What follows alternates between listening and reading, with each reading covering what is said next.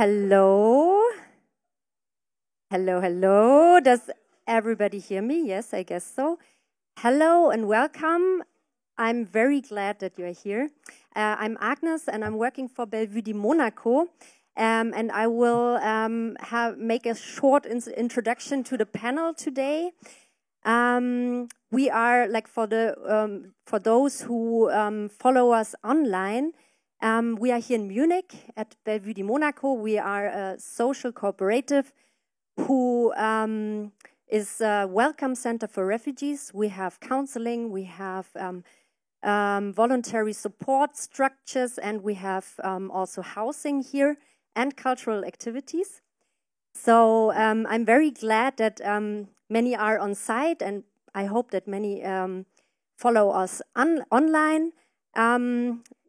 Unfortunately, our host for tonight, Nadia Charabi from the Rosa Luxemburg Stiftung in Berlin, she's sick. We are very sorry, but we have a great replacement. Clara Bosch from Fridays for Future will host tonight. Yeah, thank you, Clara. Thank you, Clara, for doing that. And just briefly, for those watching us online, you can post your questions online on the site www.bellevuedimonaco.de/chat or on YouTube, on our YouTube channel. We will hand over the questions later to Clara.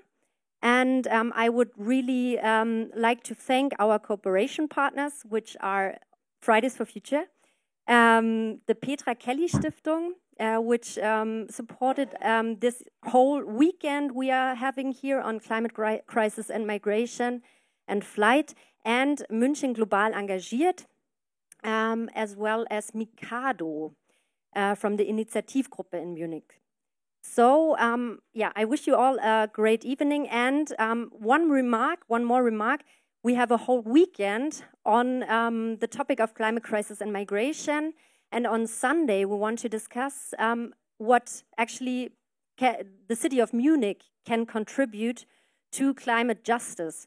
And we have downstairs a wall where you can add questions we can pose on Sunday to the to some people from the city council who are attending. So if either you come by yourselves, that would be great on Sunday, or you write your questions downstairs on some paper, and we will give them to the city council then. Okay, so have a great evening, and Clara, I hand you the microphone.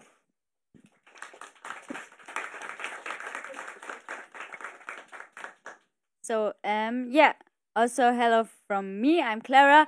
I wish a very warm welcome to all of you, to the audience. Nice to see you here, and also to the online people.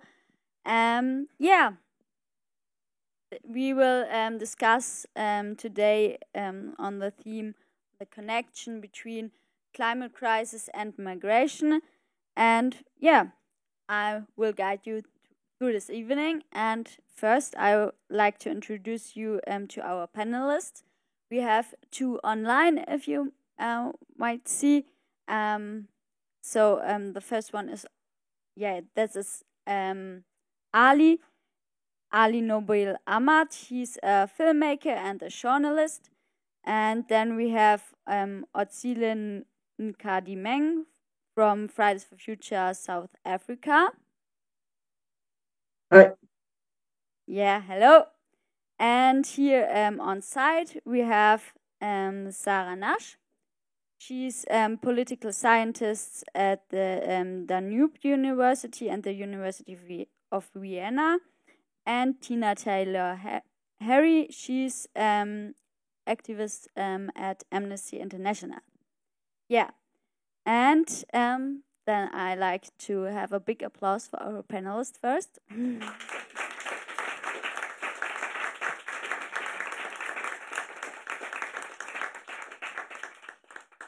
Yeah, as you see, we have the science on the one side and the activism on the other side. So I think we have a good broad spectrum to discuss this question. And we will first have minutes our discussion with the panel on three big topics. First, what is the climate crisis and migration connection? So, yeah, a little bit scientific question. And then, what does the policy already? And then we will talk about climate justice and activism. Yeah, after the discussion here in the panel, in the 60 minutes, we will open up around 30 minutes to your questions in the audience and online. Yeah, Agnes said it already. You can ask the question in the chat online on YouTube or on the Bellevue site on the / chat. Yeah, and that was the Orga questions. And I think it's time to start with the first question here. And I will hand over to our panelists. Please give a short introduction about who you are and the question, what has changed in your city or town due to the climate crisis? I will ask Tina to start, if it's okay for you. Hello. I would like to thank you for having me here. My name is Tina Tilahari. I'm a master's student at University of Kiel and I also volunteer with Amnesty, the working group Climate Crisis and Human Rights.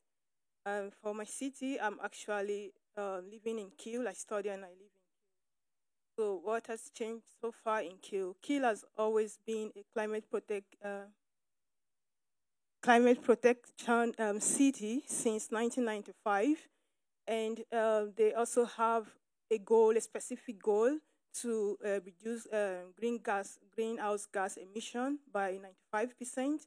And by 2014, they already achieved approximately 9% of greenhouse gas reduction, which is really good.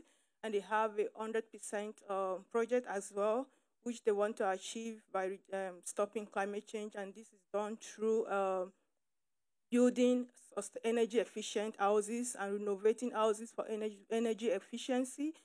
They have the project for green mobility and also providing safe roads like bicycle road and encouraging user behavior. These are all the things that has been done in Kiel to help fight climate crisis. So I would say Kiel is on a good path and it's really been involved in this topic. Thank you. Then I will hand over to Sarah. Thank you very much. So my name is Sarah Nash. As you might hear, I'm not German. And I think this question was actually quite difficult for me, so I'm not going to really answer it. I'm sorry. I'm an academic. I normally don't answer the exact question. But actually, I'm a migrant, right? Multiple migrants, so I've moved around a lot. I'm Scottish. I lived in Germany and Hamburg for a few years. I've lived in Austria twice, and now that's where I live now. I've lived in Turkey. So actually, what's changed in my place? Well, what's my place would probably be what I'd ask to that. But I think that's also fits with what we're talking about this evening, right? Like bringing our own migration stories into this discussion as well.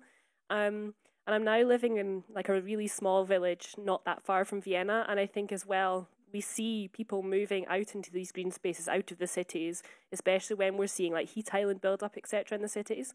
So I'd say that's something that I'm noticing or have noticed along my journey anyway. Thank you. And I see Otsile on the video. So please go for it. Good evening from the other side of the world. My name's Utsile Nkarimeng. I am an activist with Fridays for Future South Africa. I'm in high school, so I hope all of these university academics and impressive people will go easy on me today.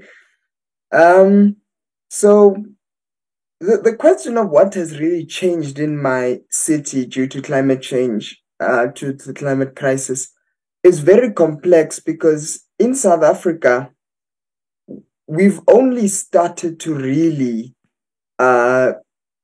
adjust to climate change. And even then, the discussion around what we're doing around climate change isn't related to climate. It's more related to what we can tie to bread and butter issues. So I live in a city called Ekurhuleni. That's the municipal city that I live in. And the response to climate has really, we've been lacking behind. South Africa, we were a country currently experiencing a serious problem of mismanagement of resources by state institutions. Not that long ago, we were having a period of extreme heat waves across the province, and that put water levels at critical levels. It put our water resources at critical levels. We couldn't store that much water in our dams. But at the same time, the water infrastructure was severely damaged. So we had, I think at the last count, we're losing the 2 million liters a day of water because of the waste, because of the lack of proper infrastructure around that department. So we haven't really seen that much progress in that regard. We haven't seen the installation of bicycle lanes. We haven't seen any attempts to try and bring nature and try and bring ecological solutions into the city center. And that's just, there's a multitude of things that one can point to and say this is the direct cause. But we haven't responded that well. But hopefully, because of young people's engagement in the climate space, there will be something significantly done there. I know I didn't answer the question. I gave a lot of extra information, but I think you'll see as we discuss. That's my style. Yeah, thank you, Otzi. Yeah, then Ali, the last one. Go for it. Hello, good evening. Thank you for organizing this event and for inviting me to speak here. And thanks to the other panelists too. It's interesting to hear them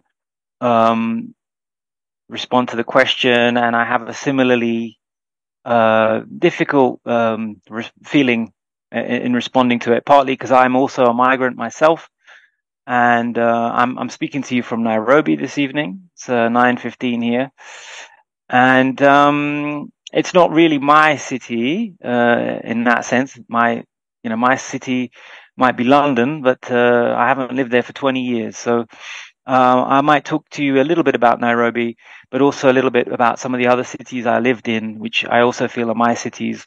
I was in Lahore before, for some years before that, and many similarities between some of the climate-related problems there and some of the things I'm seeing here in Nairobi.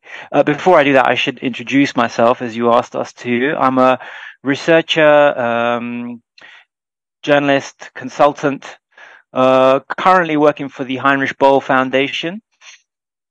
Most of my previous work was research on Asia, Pakistan in particular, all types of migration, human smuggling, environmental migration, development induced migration, and that was mostly in Asia. These days I'm working on the African context. But just briefly then on perhaps I'll keep it brief because you just wanted an intro. Maybe the single biggest change in Nairobi that I sense from what I talk to people about, there are the smaller, the other things, lots of little things. The people talk about that it's hotter, and that's in the context of sorry, I'm getting messages from you. Perhaps can you hear me okay? What are you saying? Bellevue.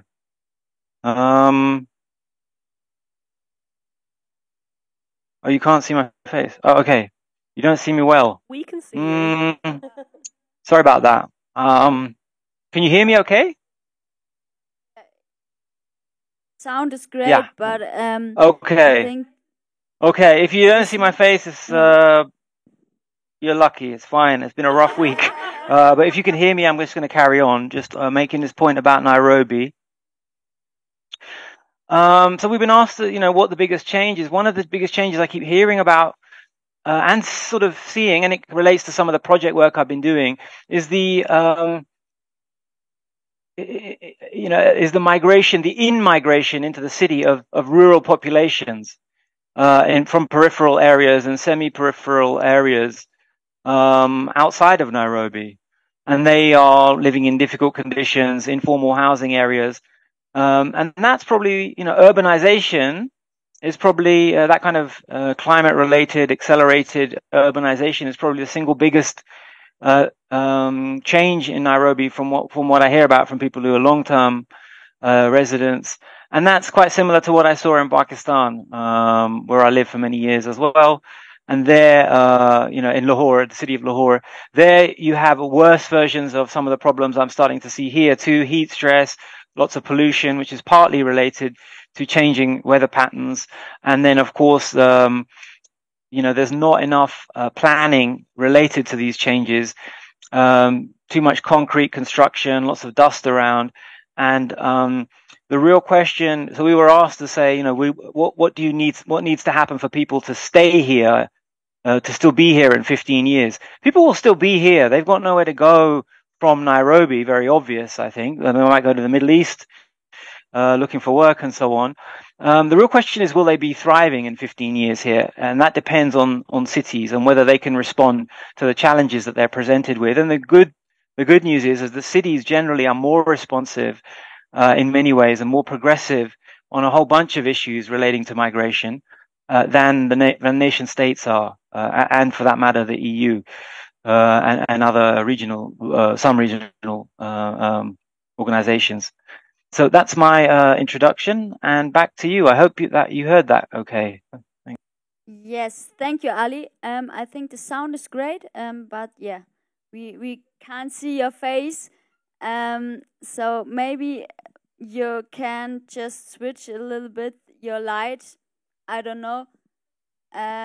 So yeah, but I think we will start with our first block, and as I said, we are talking about how the climate crisis and migration are connected. And so I like to ask my first question to Sarah. What actually is climate-induced migration? Maybe you can say a little bit about this. Sure. I'll try and keep this brief as well. So if I miss something out, feel free to follow up with questions later. I normally give an introductory lecture on this that lasts about an hour and a half. So I'll try and keep it to like a minute and a half. So first of all, I think climate-induced migration makes it sound a lot more concrete and a lot more of a distinct phenomenon than what we're actually talking about. So what I'm going to do is just highlight some areas of complexity that we need to be thinking about when we're looking at the links between climate and displacement, flight, climate and migration, that kind of all play into this kind of tangle of what we're talking about. So I'm going to highlight, I think, 3 things here. So the first is that actually we're talking about a huge variety of different types of human mobility, different types of people moving. So yes, there'll be occasions of kind of displacement, flight-like responses to sudden events like extreme weather events that are happening, right? Where people, without much warning, have to flee, feel they have to leave their place where they live. But actually, that's only going to be one group of people. There'll be then groups of people who decide to utilize migration as a way to cope with what they see happening in changes in the climate. Increasing droughts, for example, deciding to utilize economic migration in order to survive drought periods. This might be a permanent decision, right? People might decide, okay, no, I've left now, I'm going to live someplace else forever. But equally, there'll be quite a lot of people who move temporarily for a few months for a job somewhere and then return to what they still consider to be their homes. Or even do this in a regular pattern, so move every year for the same season somewhere to earn extra income and then return. It might also be that all members of a household do this kind of thing, but also it could be that households send one member, or one member decides to leave from a household in order that the rest can stay anchored in place. So that's also a really kind of different layers of complexity that we're thinking about here, right? There's then the group of planned relocations. This is more when governments, authorities, really in a planned manner move an entire community of people someplace else, when their home is really in danger of kind of disappearing, I suppose, or becoming uninhabitable. And the classic we talk about here is, sea level rise, right? So those kinds of situations. But there's another category I also want to touch on, and Ali kind of touched on it, which I'm really pleased about in his introduction, and that's immobility. So people who actually don't move in the context of climate change. So it doesn't mean that climate impacts aren't happening and they're not feeling them, but mobility is not a response that we're seeing to them. This could be kind of two reasons. There's one, people really just don't want to move. They say, no, this is my place, I want to stay here, and I'm just going to deal with whatever climate impacts throw at me in order to stay here. There might also be people who just really can't move, who maybe would want to, given the opportunity, but don't have, for example, necessary financial resources in order to do so. So we're talking about all of these different types of human mobilities and immobilities when we're talking about the connections between climate migration, climate flight. And then there's one other point that I'd also like to make, because I think in Europe I always read about people fearing that lots and lots of people are going to come to Europe, right? And I think the thing I want to highlight here is that most mobilities we're seeing in the context of climate are likely to be fairly short distances. So the biggest groups of people moving in the context of climate change will probably be staying within the borders of their nation state, moving maybe to the next town, the biggest city, and only then with smaller groups of people moving longer distances internationally. And I think that's just an important thing to keep in mind to also understand and relativize the debate. Yeah, thank you. So I heard that this is very complex and that you can't say, okay, here's the one definition that's climate, people who fight because of climate crisis. So because it's also very, very difficult to say, okay, this natural catastrophe was caused by climate crisis. So that's also very difficult. And so would you say that we need so clear definitions, or don't they help us? Maybe to just, before I answer the question, which I promise I will do, to pick up on your point there, we're not just looking at climate as a trigger for movement in isolation, right? So it's going to be so seldom the case that there's a climate event, that there's something that really is only attributable to climate changes, and then people are moving as a consequence. There's going to be so many other factors also influencing the situation that people are in. So social, economic, historical, political, could be a really dodgy government in control as well, right? Like all of these factors pulling together to influence why people move. And for me, this also makes it really difficult to come up with a good definition, because actually if we only focus on the climate impacts and what that's meaning about moving, we're missing so much of the picture. And if we come up with definitions that have the words, say, climate migration, we really focus in just on those climate points without seeing how all these things are connected with one another, which I think is really important. So quite unusually for an academic, I'm not arguing for a definition, actually. I think we need to be precise about what we're talking about. So saying, defining, I guess, what terms we are using ourselves and being very clear about those. But I think coming up with one standardized definition, firstly, that's probably not going to work, because lawyers and academics, we're not going to agree on one, I don't think, in any reasonable time period. So I think it would be a lot of discussing. But I also don't necessarily think it's going to help us with seeing really the full picture and kind of coming up with solutions that are creative and take in all of these different elements at the same time. Thank you. So maybe that we can make it more understandable and have a picture. Maybe Özal or Ali can just say about concrete examples from your local experiences.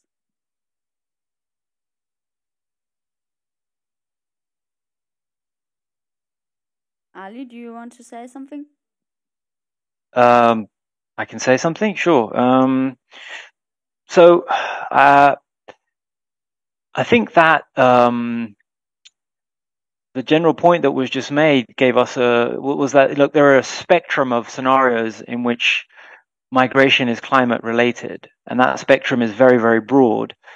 To concretize it, I suppose in the context of the global South, Asia and Africa that I'm familiar with, the examples I've seen range very, very broadly from disaster-induced displacement, and that's really the key, right? Rather than concern ourselves with, very, very broadly with climate-related migration, which, frankly, in theory, that could mean a British elderly person moving to Spain for the warm weather. It's really that broad, the idea, I think, like a very vague definition, the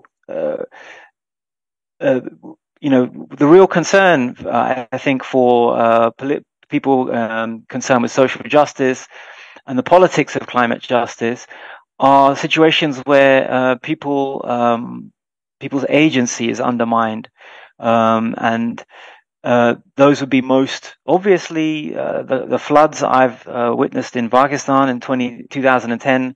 I was living there, and 20 million people were displaced, not dissimilar to what happened last year, and that was a climate-related event. What's happening in the region that I am in now, the Horn of Africa, the hunger, the drought, the series of failed rainy seasons has resulted in a drought.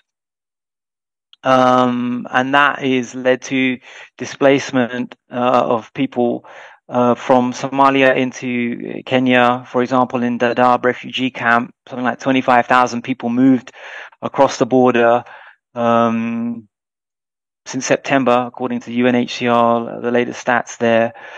But I think, I'd like to reinforce the point that was made about it's important not to end up in a kind of reductionist logic whereby we think that climate-induced migration means, that migration was caused only by climate change, or even that the climate factor is somehow really, really the only thing we need to think about. Because, of course, even when there is a climate incident or, climate-related displacement, the people who are affected are, it's completely dependent on social and economic and political factors. Even in 2010, when I was in Pakistan, in a local area where there was flooding, landlords would direct floodwaters away from their cash crops. They would ensure breaches of the Indus River embankments would not interfere with their profits, and the people who are affected then will be landless people and smallholder farmers. So that kind of inequality is there, and then of course you have to think in terms of the gendered impact on it. Women and men are affected in different ways. Just to reiterate the point that those definitions, they can be a starting point for discussion. But misconceptions can result. And one last point about misconceptions. It was already mentioned that there's a lot of anxiety in the global north about kind of large numbers of people crossing borders, coming to Europe. Oh, they're going to come here. That kind of racialized anxiety about the possible almost apocalyptic effects of climate change. So the truth is most people are going to be moving around internally within nation states and regions in Asia and Africa, and movement itself is not necessarily the problem. It's when people don't have agency in that process. And a lot of what European policy is doing, or could end up doing, is it could respond to these problems by saying movement is bad. We need to stop movement. And that's really, I can go into more detail later, but that's the kind of thing that is happening in some of the European interventions in different parts of Africa, actually. And there's a long history of that going back to the colonial period, where the kind of sedentary bias meant like movement was seen as the problem. So sorry, I've spoken a bit too long there, but let me pass you back. This theme about policy a little bit later. I just have a question for Otziel from South Africa. I want to know how your society or the political debate in South Africa look at the migration, and what does it to community and families? As so, how you talk about that? There is it a big theme, or is it nothing more worth to talk? No, thank you, Clara, for the question. I appreciate it. And, I don't want to be repetitive because a lot of the points that I was going to bring up were brought up by both Tina and Ali. So in South Africa, the situation presently looks at a lack of proper facilities to care for people. We have right now what's happening, a flood in an area called the Vaal, which is in the same provincial area where I live. Right now, there's extreme flooding in that area. People's homes are completely submerged in some cases, and informal settlements that are built in that area completely destroyed, people's lives upended. And the discourse in our country isn't really about where are these people going to go. It's really about how are we going to, build stopgap measures in those areas to prevent this flooding from happening again, and not really moving them away from danger zones, but really trying to help them rebuild and stay where they currently are.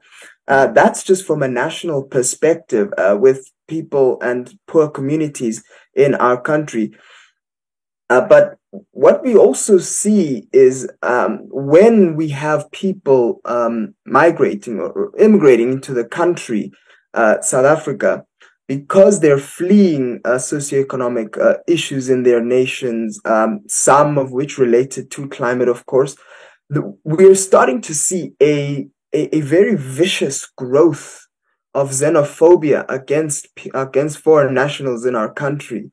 It started all the way back in 2016. It started, in fact, in the city of Johannesburg in 2016 with the spate of xenophobic attacks against people of different nationalities. The South African people really saying that we have enough problems in our country as is. We don't need people fleeing. We don't need people coming to our country and bringing the troubles that they have along with them. However, it's a tough debate in South Africa because not that long ago it was South African freedom fighters that were fleeing into other nations, and there's this question of with climate change, can we really be turning people away when it is of no fault of their own that it's caused by this crisis that is unfolding? And really, in our region of the continent, at least, there's this idea that, where else will they go? Many of them are directed to South Africa. And so if we can help, we should try help. But as I said earlier, it's a multitude of different things. The government, socioeconomic issues, the current state of the economy. There's multiple factors that are contributing to what is, in my opinion, a ticking time bomb. We aren't going to be, as a nation, at least going forward, I don't think South Africa will be a very open country for people that need refuge from climate-related catastrophe. And that's very sad because I think that we can help give people agency. We can help give people a place to begin reconstructing their lives. But it's just this growth of nationalism in the nation that's gripping us, that's causing a bit of a row. Thank you, Otzal. So I have a question for you, Tina. You're activist at Amnesty International, so you have a wide network, I think, globally. What do you think the people in the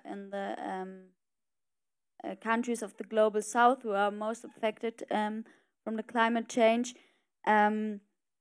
do they really know about the climate crisis, and of course how they respond to the climate crisis, because the migration is not the only way to adapt or to react on the impacts on climate crisis. So do you know the examples how countries and people react to the climate crisis? Thank you for the question. I'm from Nigeria until 2018. When I came to Germany, I was based in Nigeria. I've seen the impact of climate crisis and all its problem. So you have the sea level rising, you get flood. Nigeria is a really, I want to use the case study of Nigeria if that's okay. So Nigeria is really a diverse country. From the south, you have like the tropical rainforest and mangrove. When you move to the west, you talk about savanna grassland, and you go towards the north, you have the desert. So it's not the same temperature or the same climate everywhere. So even the climate change and the climate crisis are like different in different regions. In the north, we have the problem of drought and desertification. So there is this major conflict as a result of climate crisis in the north of Nigeria. It's about the cattlemen and grazing. So there are rural farmers that have lands, and because of desertification, there are no enough grasses. The savanna is gradually turning to desert, so the herdsmen need to take their cattle for grazing, and they go into the farmland and destroy it. So the conflict and the problem of climate crisis is in different ways, and mostly, to be sincere, even while in Nigeria growing up, I don't think it's really clear in the mind of people the link between the disasters and climate change. You ask me if they know about this. I think this topic is, at the moment, is being discussed, but it's depending because Nigeria is really having a problem of inequality, where there are extremely rich and poor, and the percentage of the poor people is really high.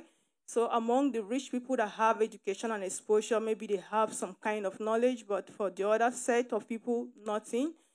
But people try to survive. For instance, when there were flooding, people like not necessarily have to leave the country or even the state or even the village. I remember then we move from there to you call your sister, your relative. First, you move somewhere that is safe for some time, or if you have to leave the state or go somewhere else.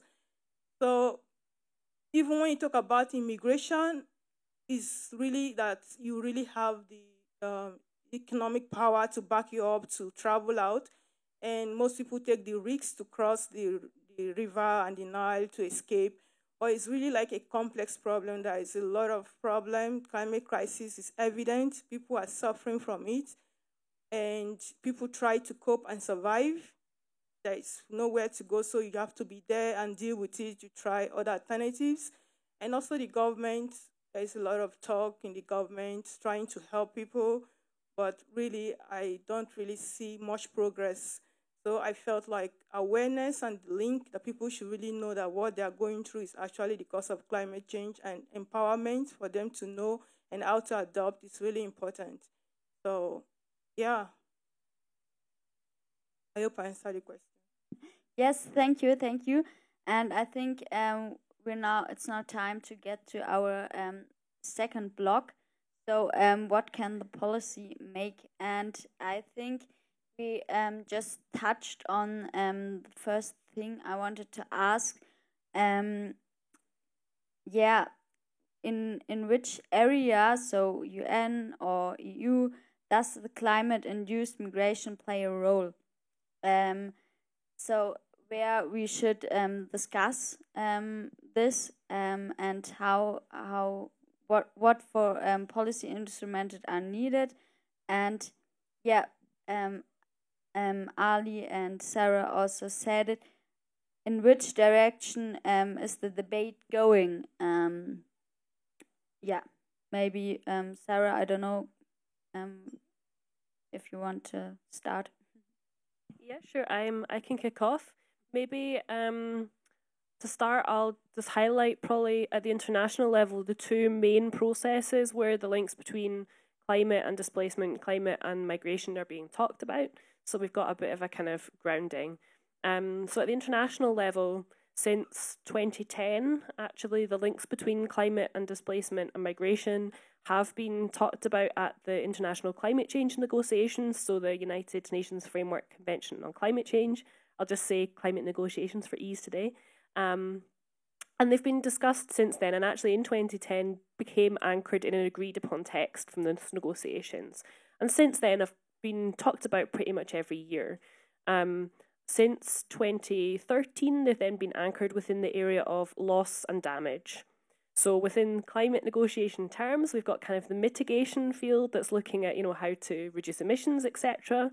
Adaptation, how to cope with the climate impacts that we are seeing, because mitigation it hasn't been as successful as it should be.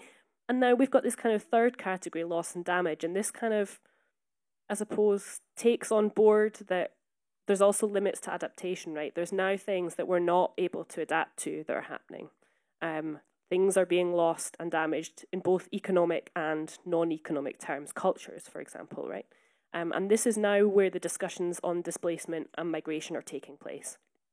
For kind of policy nerds and institutional geeks like myself, the really exciting thing is that since the Paris Agreement, there's actually been a concrete task force within the climate negotiations working on the links between climate and displacement, climate and migration.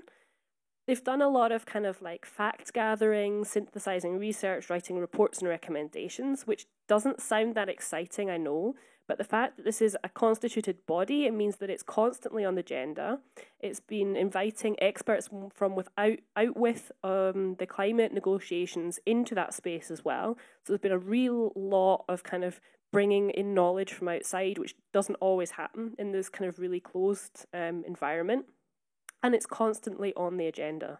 And I think it's going to stay there. So I think we can see that discussion really annually taking place at these negotiations, and obviously at the work in between as well. So I think that's going to continue to be a really important field. I don't think it's where all of the solutions are going to be found, right? We're not going to start making migration policies there. I don't think we should either, because not all of that expertise on migration policy is there. But I think it will continue to be a really important forum for at least keeping it kind of on attention and for giving it that prominence that I think the topic needs. So that was the first one I wanted to talk about. The second initiative I want to talk about is one that I think is much more likely to be leading to more policy solutions and to more action. And that's the Platform on Disaster Displacement. So this organisation has existed since 2016, I think. Actually, it's not technically an organisation. It's nation state-led, bottom-up. I don't know. It's discussed in kind of roundabout terms, but basically it's a lot of nation states coming together to kind of look for examples of best practice, right? To draw together learning from what actually is already happening. Because climate and migration, climate and displacement is not like this new phenomenon we need to make rules for before it can happen. It's patterns of behaviour we're seeing that are already happening, and we need to look at, okay, well, how is it being responded to on the ground already? What can we learn? What can we apply in other places? And that's exactly what this platform is doing. So I think that's a really interesting for us to keep an eye on as well. It's got some really kind of high-level people there, and they're doing a lot of really good diplomatic work. So yeah, that's the two I would we have a few technical problems, but I think we are back. So Özil and Ali, do you hear us? Nice. Good. Thank you, Sarah. Do you want to finish your last sentence? That was elegantly right at the end of my point. Nice. Thank you. So I want to hand over to Ali, because I think he had an opinion on this question. He just touched a little bit before what are the problems in the debate we have about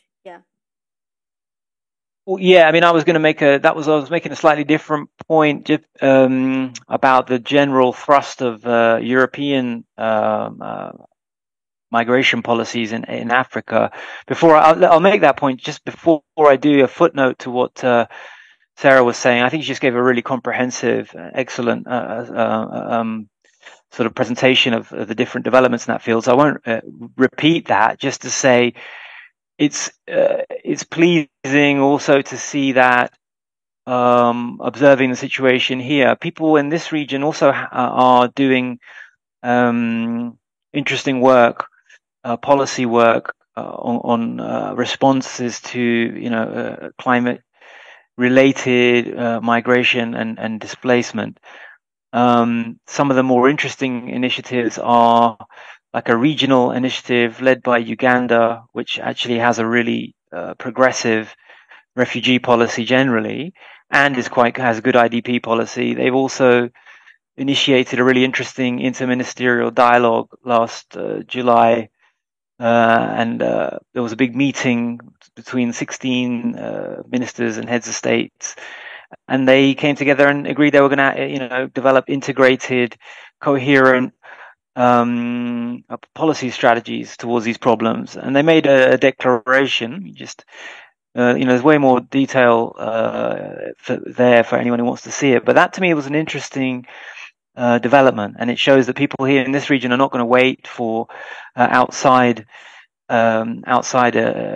wait passively for external initiatives only. There's stuff happening in this region too. Going back to the other point that I was making, more generally, there seems, if you look at the approach to environmental migration generally and climate-related migration, there is, I fear at times, a tendency to portray a movement as a problem, and to kind of try and encourage people to stay put, and that's that's a discourse, not necessarily one specific policy, but it's a discourse that's quite powerful, I think, in even some of the approaches to environmental policies. For example, this kind of drive to combat desertification with tree planting, this Great Green Wall across the Sahel. There's an element of that sometimes, for me, moves into a kind of troubling territory where, it's the idea that's put forward is that we need to, in a way, stop Africans migrating to Europe. And a certain, that might sound really harsh, because especially when, you think, this is tree planting. How could that be bad? I'm not saying tree planting is bad. Please don't get me wrong. I'm just saying that a certain type of approach to, some of these green initiatives, as if, the purpose should be, the desert is the enemy, and the purpose should be to kind of keep people in sedentary situations. That to me is problematic, and that type of approach I think we don't need. So that was the point I was, trying to make earlier.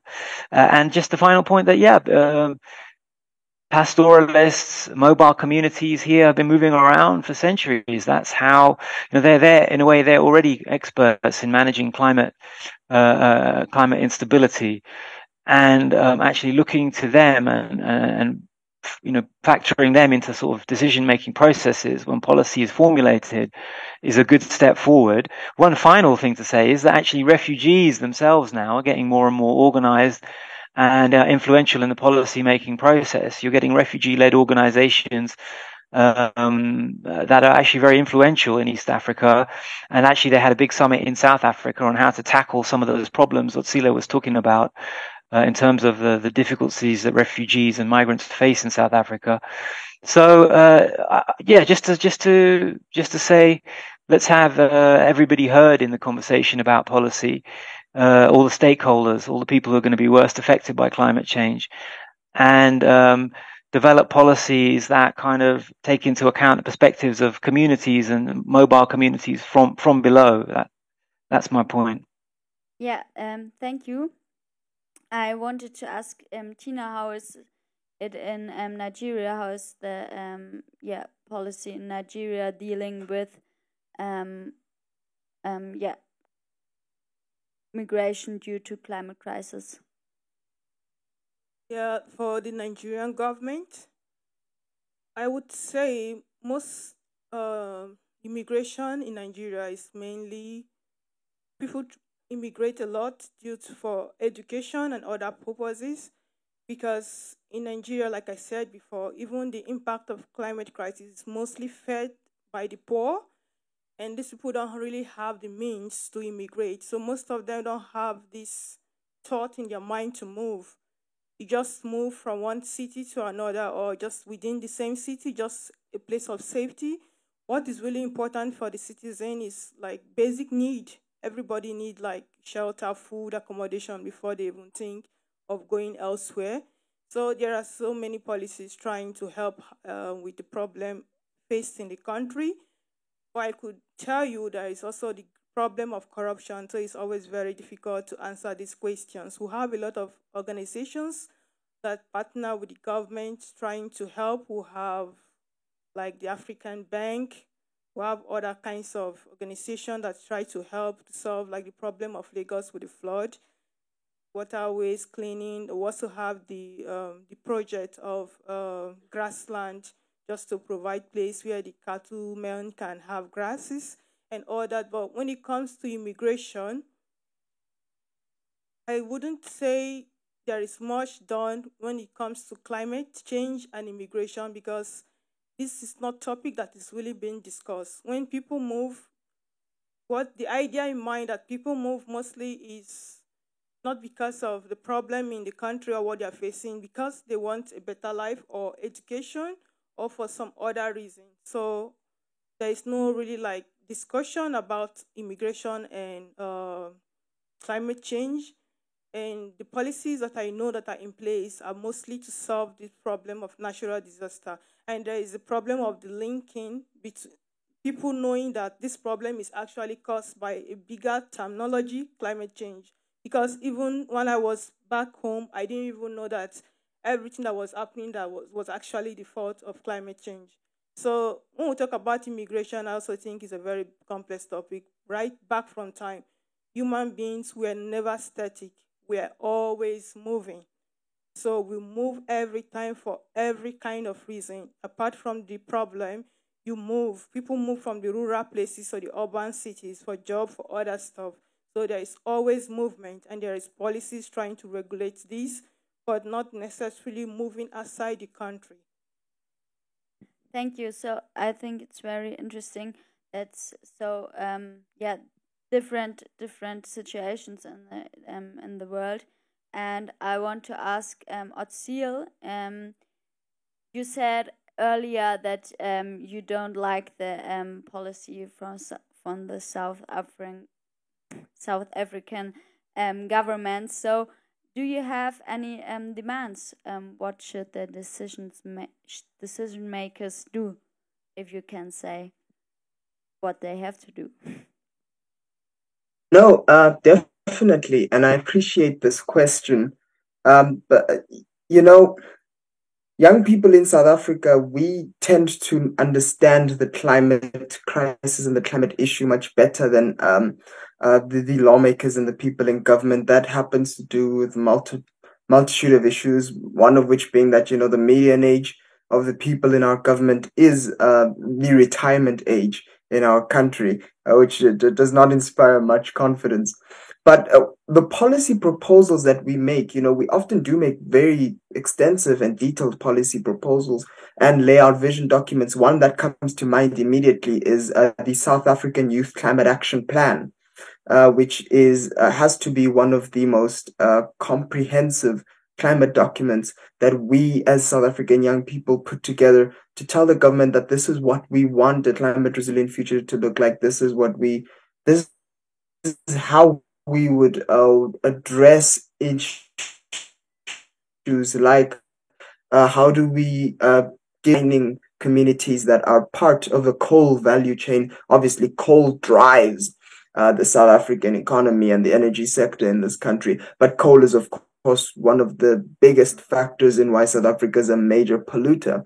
And so what do we want done there, as well as how we're going to help rehabilitate the environment and in those areas, because you have communities where people have migrated out because you have massive coal-fired power stations, you have petrochemical plants that exist there that have made the air toxic. I think some number of around 20,000 people a year the 20,000 people a year die from respiratory illnesses that are related to the polluted air.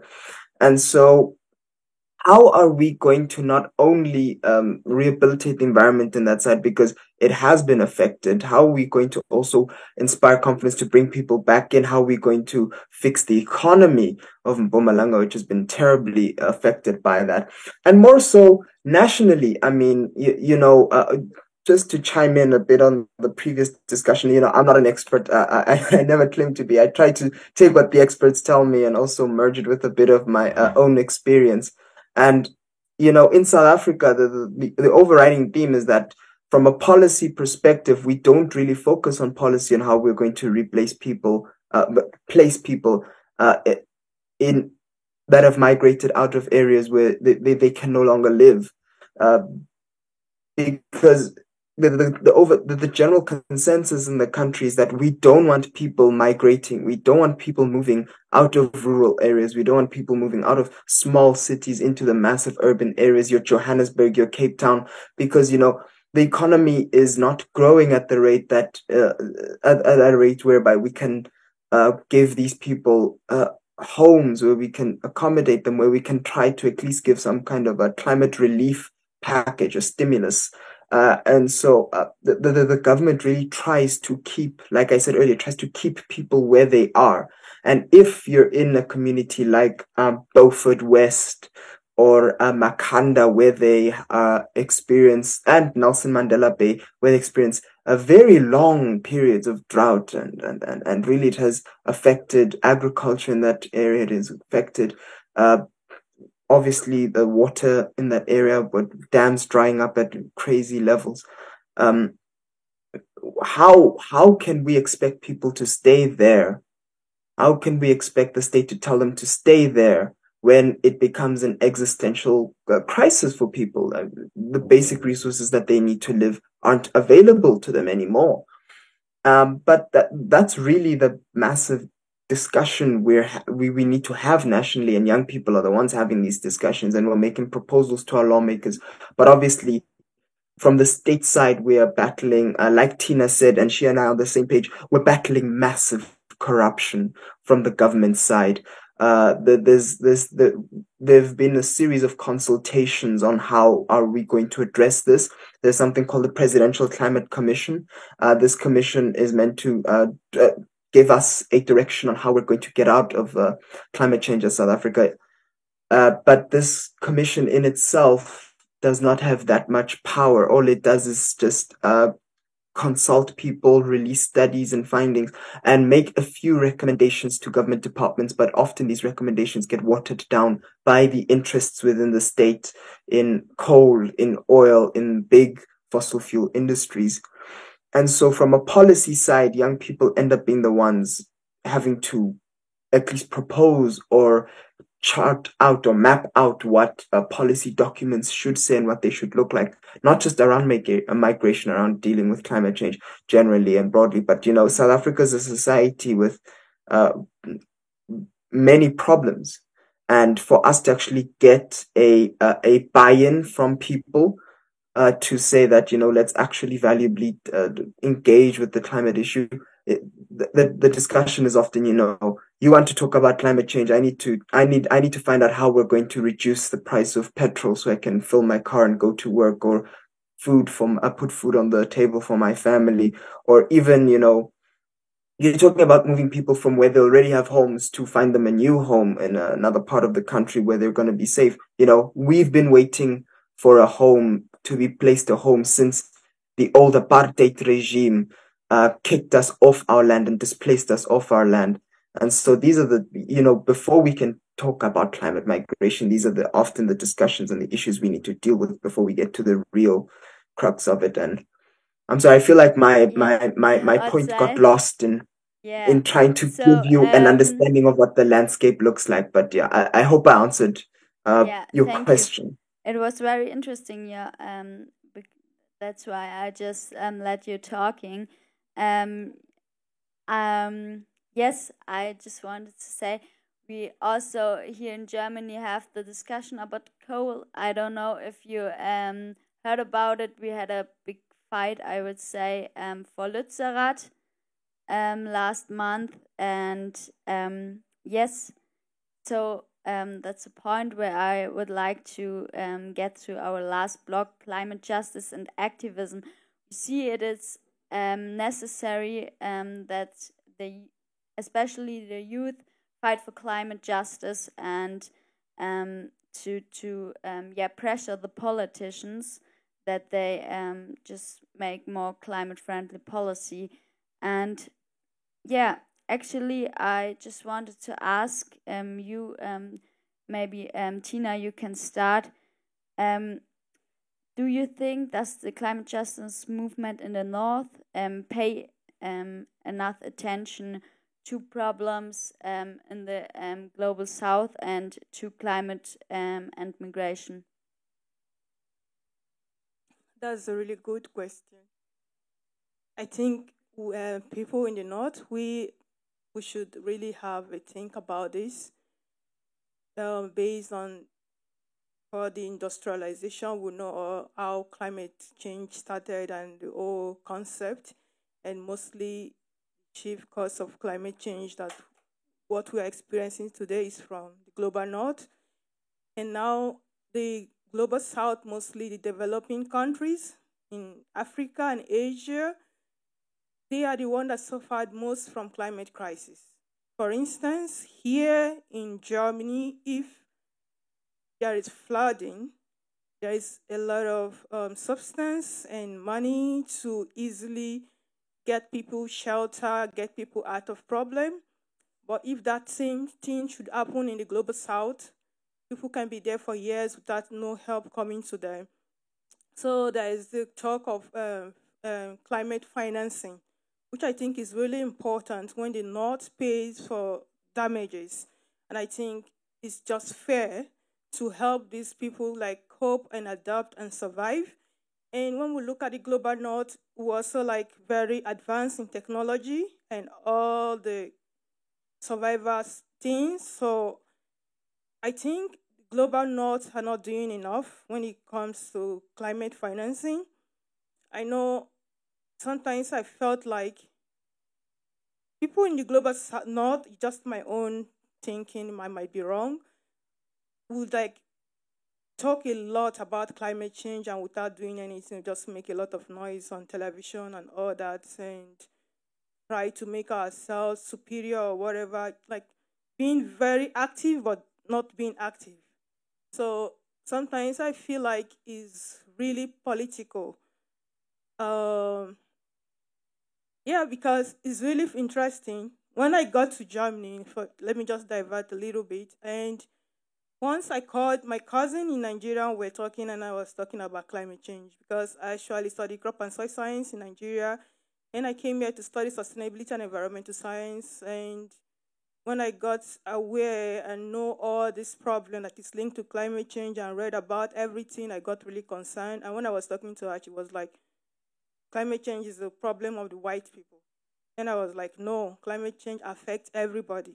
What happens in the country is also part of climate change. She said, when you have enough food to eat and you have nice place to sleep, then you can talk about climate change. We just need somewhere to put our head. So they don't really have time to discuss that because they felt like what we need is this and we don't have it. So for you to also like get people involved, because the point is that the climate change right now, if the temperature increasing, the global warming, it affects the whole world. So the temperature, we can also see the effect right now here. We are getting a lot of adaptation and all those stuff. So I would say the global north there should be a really increase in the climate financial budget, and there should be some kind of training and skill and some kind of involvement. I feel like they are not doing enough and more should be done to help these people in the global south to really adapt. And when they adapt very well to it, maybe there will be no need for them to even migrate here, because I think would like our culture and who also like our country. So I think more could be done in this aspect. The Global North needs to pay more and show more concern, not just by talking, but in action. Thank you.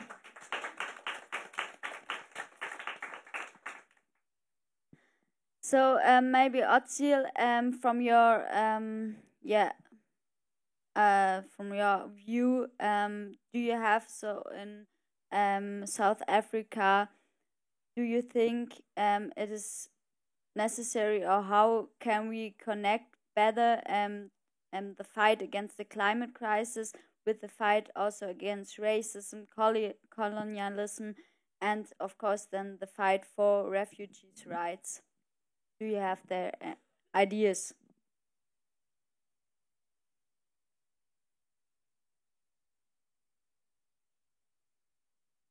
So we can't hear you. Classic. You know, these things happen with Zoom, especially if you're virtual.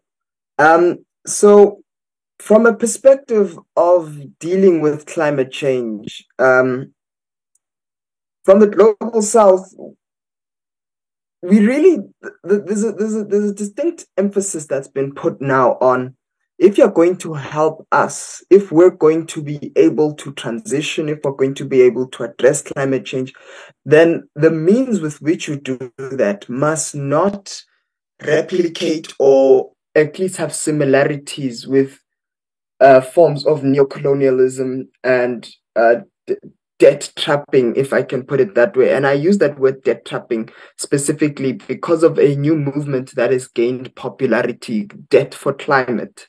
I think if you follow the climate space, you'd know of the Debt for Climate movement, which is gaining a lot of steam. And obviously, it ties a lot to loss and damage. It ties a lot to the idea of the reparations, climate reparations.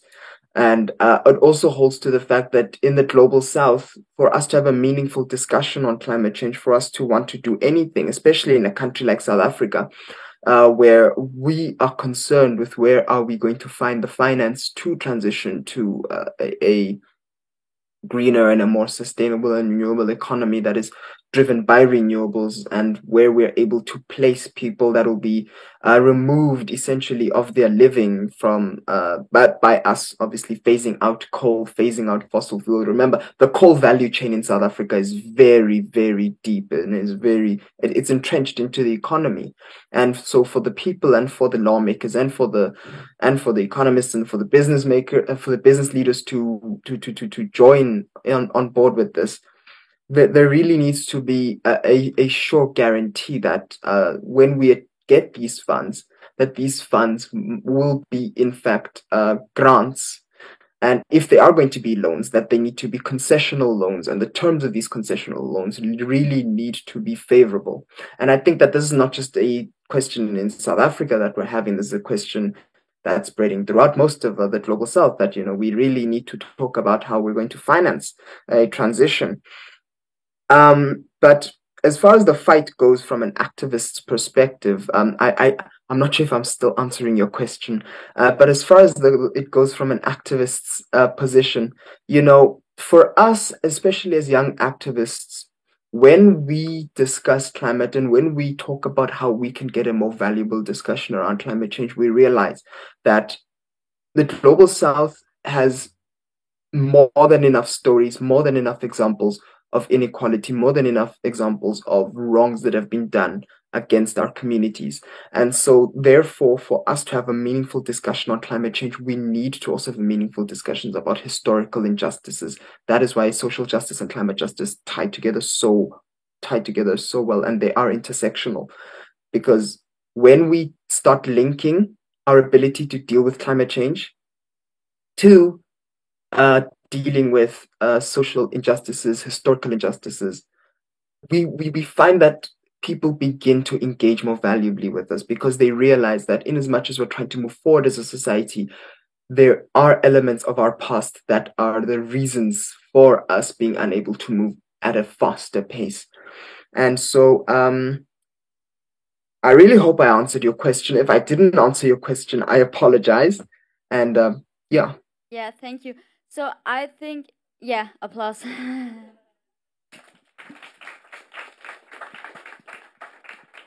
Yeah, I think it's very necessary that the climate justice movement evolves and gets more globally, because now here in Germany we try to get our government to more action on climate, but if we really want to address climate crisis, we have to think globally, and there we have to, in the global north, we have a historical Verantwortung, responsibility. Thank you, and so it's necessary that the countries in the global north, get this responsibility, and for example pay climate finance and the loss and damages and the debt. And I think we here from Fridays for Future have also the responsibility to get more on this way and fight for this things, and I think we do this too less. So yeah, I want to connect with you, and that was my last thing to climate justice and activism. And the 60 minutes, I think, ended. Yeah. And now I want to open up our panel for your questions and opinions. So we have questions from the chat, I don't know, and here Diko with a microphone, I think here and here. I will collect first 3 questions, 1 online and 2 there, and ask them, and then we make another round. Here, I think.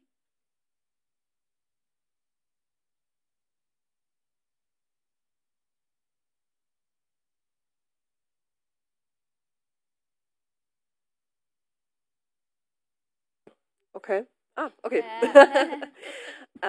So you spoke about the intersectional approach to kind of look at the climate crisis and also issues of migration and injustices in general.